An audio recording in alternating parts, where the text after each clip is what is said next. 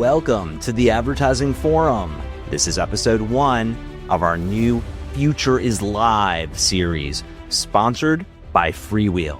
With us today is Mark McKee, EVP and General Manager at FreeWheel. For those not familiar, FreeWheel is an ad technology provider for premium video that focuses on connecting buyers and sellers, including things like live TV and events.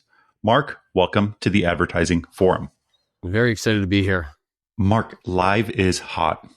We called it the future is live, but the now is live, in my opinion. And it's been growing rapidly, and we're seeing a lot of spend shifting in that direction, and we're seeing programmatic taking a bigger piece. From your perspective, what is the work that FreeWheel is doing in live so far? FreeWheel has been investing in live for years. It's an area of focus, certainly as we saw publishers increasingly shifting audiences to streaming.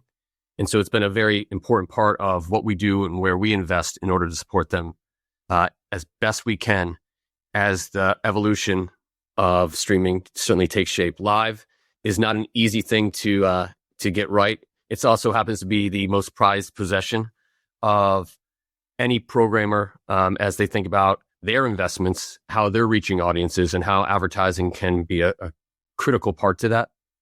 Our area of more recent investments, one I'd say is just on bringing more standards to the ecosystem. Our work with the IAB and creating a live playbook along with Index, along with Amazon, along with NBCU, really is helping to bring more standardization. And the Tech Lab really did a great job at helping us steward that. New APIs, new ways of automating, and that has been a very big focus for us because it really is an industry opportunity that we all can work together to solve. The second one I'd say is probably in bringing really custom solutions for publishers. Every publisher is different. They have different strategies. They have different programs in which or franchises that they're investing in. A more recent one, as you saw the surge and the continued surge of live viewership of women's sports. I think Script's done a nice job, and we're working really closely with them to really take advantage of how programmatic and live can play into what they're doing with the WNBA and with the NWSL. And so that's been another big area of focus. Again, I'm using Script as one example, but we've seen that across the board. Not too long ago, but fairly recently, is the Summer Olympics in Paris. That was another area where we brought, working with NBCU, the first Olympics with programmatic opportunities in working in collaboration, not only with FreeWheel, but all of the partners that have to enable that, inclusive of the Trade Desk and our very own beeswax. And then last, from inside FreeWheel's walls, it is about how do we maintain the reliability. As we mentioned, there is a tremendous amount of pressure in these live events for the programmers themselves. And so how do we make sure that we have the infrastructure and stability and reliability to make sure that these live events go off without a hitch? And so in our infrastructure, just making sure that we maintain that 99.9% uptime and doing that not just for the live event itself, but also as we think about programmatic, how that can play into this. Yeah, Mark, I want to touch up on something. So first of all, I'd love to hear how many partners you have in the market. You mentioned Index, you mentioned IAB Tech Lab, you mentioned Amazon. The fact that you're working with so many companies across the ecosystem, I think, is very valuable. But how is programmatic and live working together now, and is it working well? And what are you doing as a company in FreeWheel to help your publishers in monetizing their inventory that's live? It is working well. But there are a lot of people that and companies that you have to work with in order to ensure that it is seamless.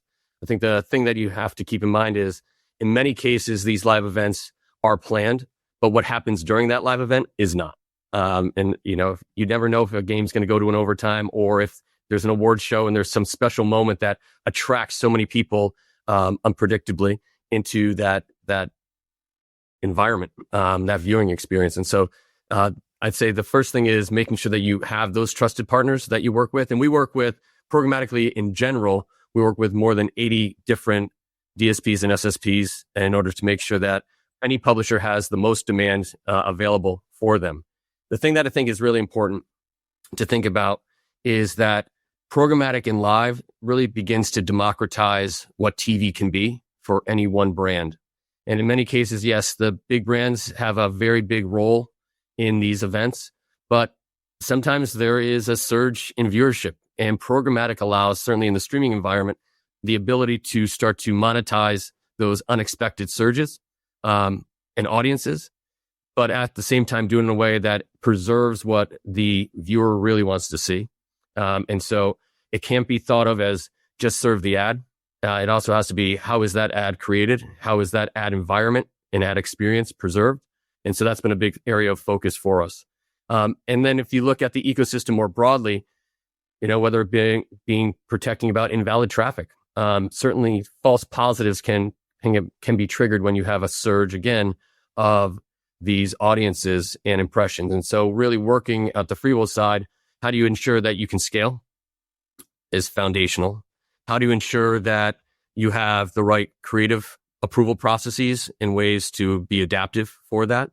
And those are some of the things that you have to do, not just what FreeWheel has to build, but also how do you work with DSPs? How do you work with SSPs? How do you work with IVT vendors? How do you work with measurement companies? And so that's why I say this is really an ecosystem effort, not necessarily just one or two companies making it work. I love how you just mentioned how it's an ecosystem-based effort, Mark. That is so key to making our industry a better place. When you look at the bigger picture, how does a programmatic approach benefit publishers, especially when it comes to bringing in more diverse demand, which obviously takes place on a daily basis? Love to hear your 2 cents. It's a very good question. I think, as I mentioned earlier, prize possession, any live event, whether that be an award show or a sporting event, and they come in all different sizes. We power around 600 live events a year for our publishers globally. Yeah, so it's a lot, and they range in size. One thing that is consistent is it's very important to the publisher. They are looking to find new ways in which to monetize and diversify the monetization that they have. And then the third thing is that they are also looking to make sure that it is the right creative for the right audiences. And so I look at this from a publisher perspective, and it does bring the best of both worlds. The engaged audiences in great content that is brand safe, and then the ability to bring what digital has always been able to do, which is more targetability, more flexibility as it relates to the messaging that one has, the better capabilities as it relates to pacing and forecasting. And so when I look at this, and I mentioned it earlier, this democratization of TV, we've seen it work. For one NFL game, there was that exact surge. We didn't know that it was going to go into overtime. And there was an increase of audiences and viewership of around 35%. You can imagine if you're on the ad side, you're saying, what am I going to do? And so what was really great about them enabling this programmatically was they saw a 27% increase in revenue because they were able to monetize this in a way that they historically maybe would not have been. Very dynamically, with greater flexibility and with the right partners in place. Again, that game was an overtime game. So, you can see that unpredictability. Even when you think you know exactly what's going to happen, you never do. And quite frankly, when we look at that ability to forecast audiences, when we work with publishers, we always get it wrong. I'd say 65% of the time, we don't necessarily get it right. And I say that not because the companies we're working with or ourselves don't have the right ability to forecast it. It's that in a live event, if it only happens once, you need to be ready for whatever happens. And that's kind of the fun. That's why people tune in. And so we also have to be ready on the back end. As a consumer, as a tech platform, as an advertiser, that's the beauty of anything, everything live. There's a lot of what ifs, but it sounds amazing that you guys were able to get that level of granularity and just being able to fill and act so fast. That says a lot about what FreeWheel is doing. It's not easy, and I think it's not easy for any of us. So that's what sometimes we might